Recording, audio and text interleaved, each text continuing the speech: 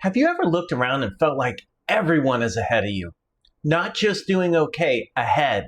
They are buying the house, building the business, taking the vacation, getting in shape, posting the win. And somehow you're sitting there wondering if you are even in the same race. That feeling can hit hard, especially when you're already ambitious. Because you are not lazy, you do care. You do want more for your life. But then you open social media, and it looks like everyone else figured out the cheat code. Meanwhile, you're over here trying to remember if you replied to that email from 3 days ago. And that is where anxiety can get loud. It starts turning comparison into evidence. Evidence that you are behind. Evidence that you are failing. Evidence that everyone else is moving and you are stuck. Which is a very dramatic conclusion to reach from a picture of someone standing near a yacht. But when you are in it, it feels real. You see someone else's success, and instead of feeling inspired, you feel like something is wrong with you. Like you missed your window. Like you should be further along by now. Like your life is proof that you are not enough. So if you've been wondering, why does everyone seem ahead of me? You are not broken because your life does not look like someone else's highlight reel. But if anxiety keeps using comparison to attack your confidence, it will keep stealing your focus from the life you are actually trying to build. In this video, I'm going to break down why anxiety makes it look like everyone else is ahead, why social media makes the feeling worse, and what to do when comparison starts making you feel like a failure. Here is where anxiety twists the knife. It does not just let you notice someone else's success. It turns their success into a verdict on your life. They get promoted, so now you're behind. They bought the house, so now you are failing. They built the business, so now you must have wasted your time. Very fair, very balanced. No emotional damage there, but that is the problem. Anxiety does not compare with curiosity. It compares with accusation. What is wrong with me? Why am I not further along? Why can they do it and I can't? Why does everyone else seem to be winning? And once that starts, your brain begins cherry-picking evidence. It notices the people ahead of you. It ignores the people struggling. It ignores how much you've survived. And it definitely ignores the parts of your life where you have made progress. Because anxiety is not exactly known for presenting the full spreadsheet. It gives you one column where you are not enough, where you are too late, where everyone else is doing better. And then it calls that reality. That is how comparison becomes so dangerous. It makes you stop looking at your actual next step and start judging your whole life against someone else's highlight.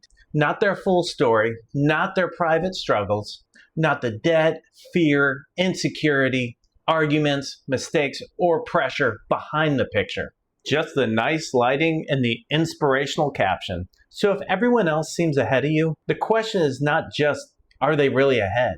The better question is, what story is anxiety building from what I'm seeing? Because the comparison may be real, but the conclusion that you are failing may be anxiety talking. And social media makes that conclusion even easier to believe. Social media is not real life. And I know that sounds obvious, but most people forget it the second they start scrolling. You are not seeing someone's whole life. You are seeing the part they choose to show you.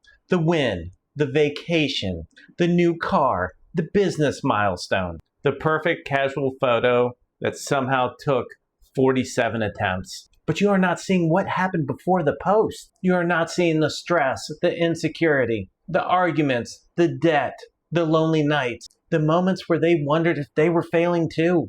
Because apparently that does not perform as well with the sunset filter. And this is why comparison becomes so unfair. You are comparing your private struggle to someone else's highlight. You know every doubt in your own head. You know every mistake you've made. You know every place you feel behind. But then you look at them. You only see the polished version. So of course it looks like they're ahead. You are comparing raw footage to a movie trailer and then wondering why your life does not look as exciting. On top of that, the algorithm is not trying to protect your peace. It is trying to keep your attention. So if comparison keeps you scrolling, it will keep feeding you more things to compare yourself to. More success, more status, more proof that everyone is moving faster. But that is not proof that you are behind. That is proof that your attention is being pointed at everyone else's scoreboard. And if you keep staring at their scoreboard, you are going to lose sight of your next play. So what do you do when everyone seems to be ahead of you? First, stop treating the feeling as a fact. Feeling behind does not automatically mean you're behind. It may mean anxiety is comparing your life to a timeline you never agreed to. And apparently that timeline was created by strangers on the internet. So ask yourself one question. Being compared to what? Behind compared to your old plan? Behind compared to someone your age? Behind compared to someone's edited post?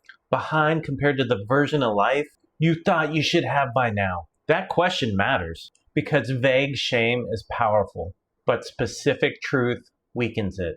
Anxiety loves blurry accusations. You're behind. You're failing. You should be further along. But when you get specific, you can start challenging the story.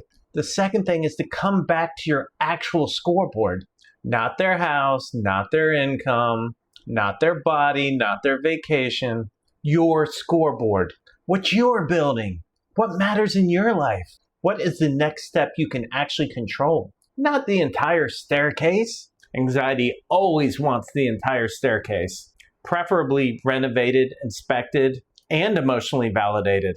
But progress usually comes back to one next step. One call, one workout, one honest conversation, one piece of work you've been avoiding. And that is the third thing. Use comparison as information, not as a weapon. If someone else's success points towards something you genuinely want, fine. Let it clarify your desire.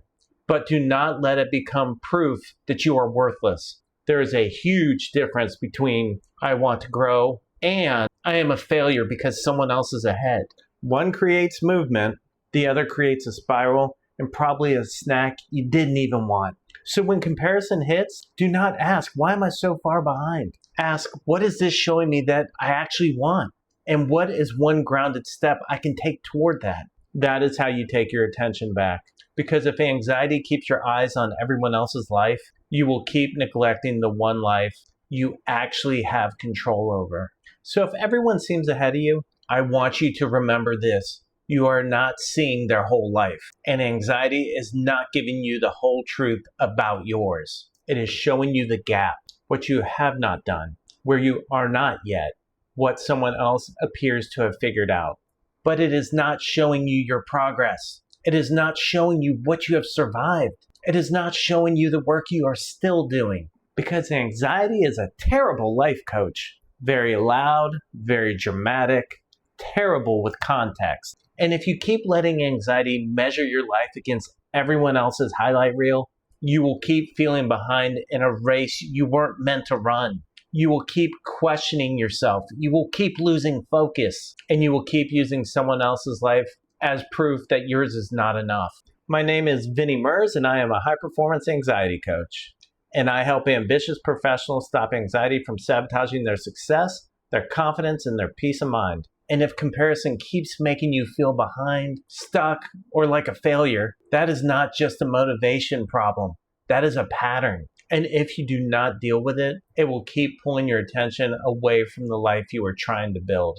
This is exactly the kind of thing we can work through in coaching. Because the work is not just trying to feel better for 5 minutes. It's understanding why your brain keeps turning comparison into pressure, why it keeps using other people's success against you, and how to build enough trust in yourself that you can stay focused on your own path. If you want help with that, you can schedule a free 30-minute strategy session with me. The link is in the description.